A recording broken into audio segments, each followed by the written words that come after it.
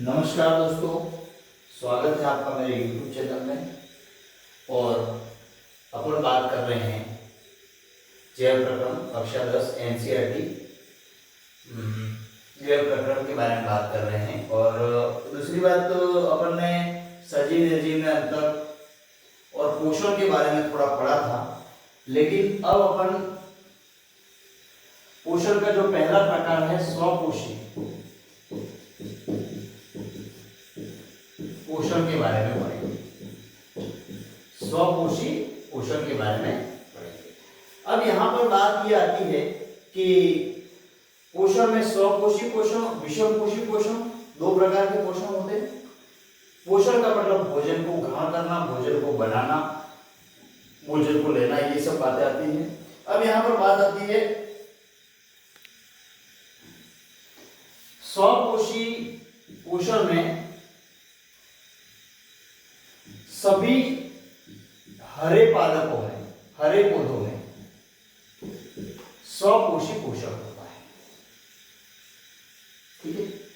अब स्वपोषी पोषण होता है, सभी पौधों में होता है और सूर्य के प्रकाश की उपस्थिति में होता है। तो ऐसी कौन सी विशेषता होती है जिसके कारण हरे पौधों में ही स्वपोषी पोषण होता है? ठीक है। हरे कपड़े में क्यों नहीं होता है? हरे रंग में ऐसा क्या पदार्थ है जो कि भोजन बनाने में सहायता देता है? तो इसमें पाया जाता है हरित लवण।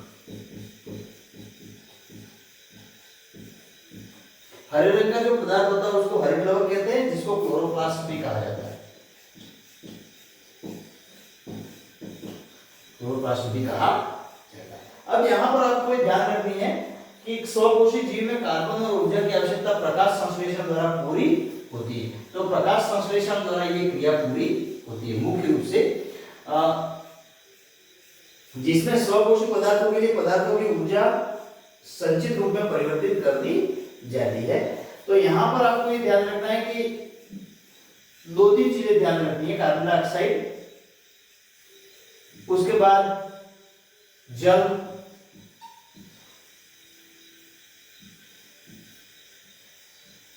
क्लोरोफिल,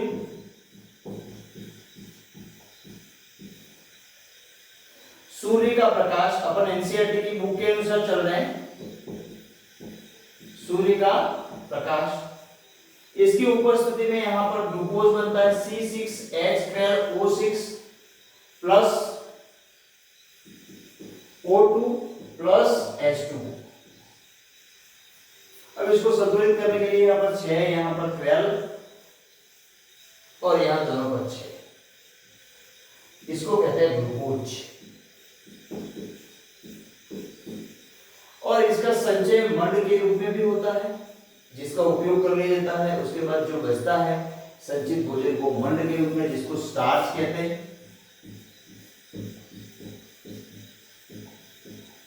के रूप में भी एकत्रित कर लिया जाता है। तो ये प्रकाश संश्लेषण की क्रियाविधि है। इसको कौन सी क्रिया कहते हैं?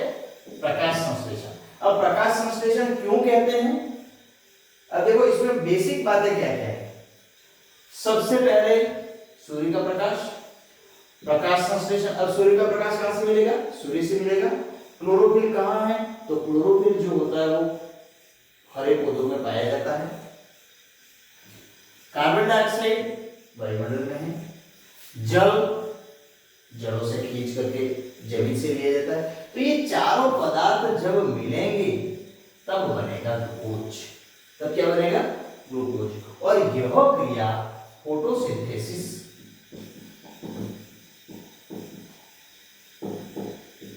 या प्रकाश संश्लेषण कही जाती है।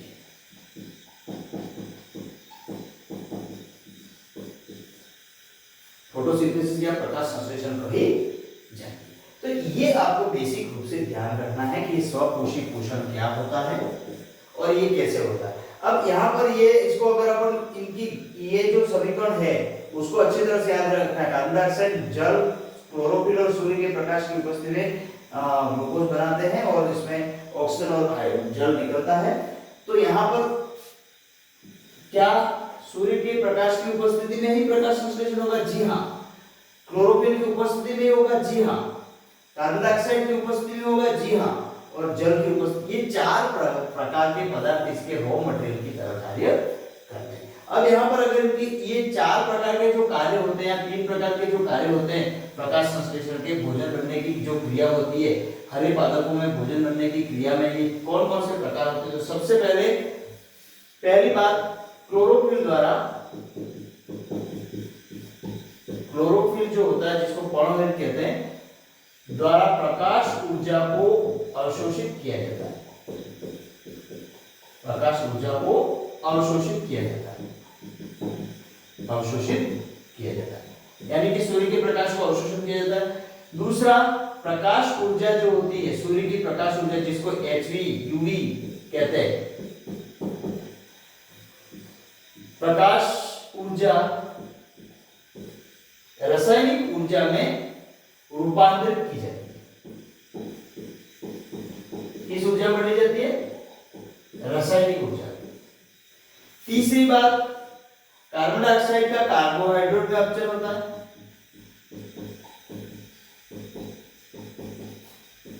कार्बोहाइड्रेट में अपचन होता है।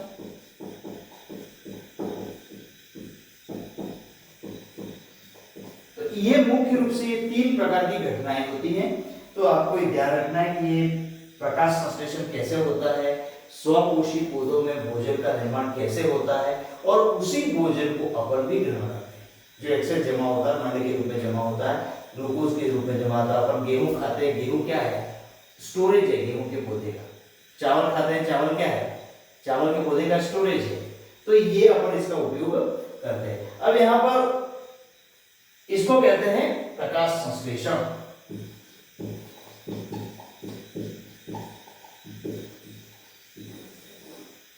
और कौन से पौधों में होता है? स्वपोषी पादपों में होता है, स्वपोषी जीवों में होता है। अब यहां पर ये ध्यान रखना है कि प्रकाश संश्लेषण होता है, ये बात अपन ने देखी, इसमें क्लोरोफिल द्वारा होता है, लेकिन प्रकाश संश्लेषण अधिकतर होता कहां है, ये ध्यान रखना है आपको। क्या प्रकाश संश्लेषण पौधे के तने में होता है? क्या प्रकाश संश्लेषण पौधे के जड़ों में होता है? क्या प्रकाश संश्लेषण पौधे के पत्तियों में होता है, या उसकी शाखाओं में होता है?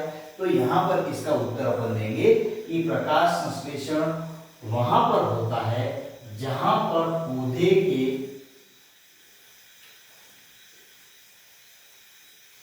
अंदर क्लोरोफिल, या इसको क्लोरोप्लास्ट, क्लोरोप्लास्ट पर्णहरित पाए जाते हैं, जिसको हरित लवक कहते हैं, हरित लवक पाए जाते हैं। अब हरित लवक कहां पाए जाते हैं? जहां पर हरा भाग दिखाई दे, समझ रहे ना? जहां पर हरा भाग दिखाई दे वहां पर पर्णहरित हरित लवक पाए जाते हैं। और अधिकतर पौधे का कौन सा भाग हरा होता है? तो अधिकतर पौधे का पत्तियों वाला भाग हरा होता है। पत्तियां हरी होती है, लेकिन कुछ पौधे होते हैं जिनमें तना भी हरा होता है, कुछ पौधे जो होते हैं जिनकी जड़ें भी हरी होती है, कुछ पौधे ऐसे होते हैं जिनके डंठल भी हरे होते हैं। तो जहां पर भी हरा भाग होता है, जिसमें भी क्लोरोप्लास्ट होता है, वहां पर प्रकाश संश्लेषण की क्रिया होती है। ये आपको ध्यान रखना है। अब यहाँ पर बात करें कि क्लोरोप्लास्ट में क्लोरोफिल होता है, तो प्रकाश संश्लेषण कैसे होता है? तो यहां पर जैसे ये पत्ती है, इस पत्ती के अंदर रंध्र पाए जाते हैं जो बहुत महीन होते हैं, सूक्ष्म होते हैं, जो अपन को दिखाई देते नहीं है। माइक्रोस्कोप से अपन इसको देख सकते हैं। और पत्ती की निचली सतह पर अधिकतर रंध्र पाए जाते हैं। अब यहाँ पर रंध्र पाए जाते हैं, ये कह दिया है, तो रंध्र कैसे होते हैं, रंध्र की स्ट्रक्चर कैसे होती है? तो जैसा कि आप देख रहे हो, आपके एनसीईआरटी की बुक में भी दे रखा है, इस तरह से रंध्र पाए जाते हैं। इस तरह से रंध्रों की संरचना पाई जाती है। ये इस तरह से रंध्र होते हैं, ये जिसमें ये दो कोशिका होती है जिनको द्वार कोशिका कहते हैं। द्वार कोशिका जिसको गार्ड सेल कहते हैं, ये रंध्र है, ये छिद्र है, और ये जो है वो हरितलवक है।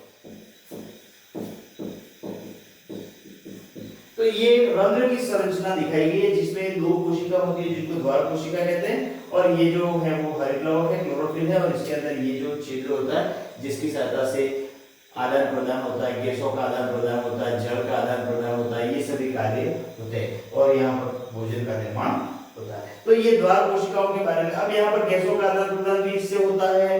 अब गैसों का आदान प्रदान में कौन कौन सी गैसें? ऑक्सीजन, कार्बन डाइऑक्साइड, गैसों का जो आदान प्रदान होता है वो श्वसन में जब होता है। उसके बाद पानी का भी आदान प्रदान होता है, वाष्प, जल वाष्प का भी आदान प्रदान होता है। ठीक है, तो ये सभी चीजें इससे होती है। तो इसको कहते हैं रंध्र की संरचना। इसको क्या बोलते हैं? रंध्र की संरचना। ये आपको अच्छी तरह से याद रखना है, रंध्र कैसा होता है। तो ये इस तरह से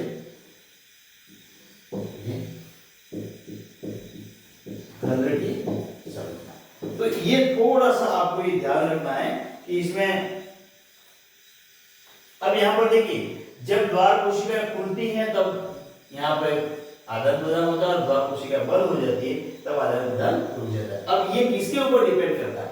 ये पौधे के अंदर पाए जाने वाले पानी, लवण या अन्य प्रकार के पदार्थों के ऊपर निर्भर करता है कि ये किस प्रकार के रंध्र खुले रहेंगे या बंद रहेंगे। इसके अंदर परासरण नाम कैसा है, विसरण कैसा है, ये सभी क्रिया भी अपन पढ़ेंगे आगे। विसरण और परासरण ये पढ़े थे, आपको ध्यान में हो तो विसरण और परासरण उसमें आया था सेल में। तो ये विसरण और परासरण के कारण ये क्रियाएं होती है, जिसको रंध्रों का खुलना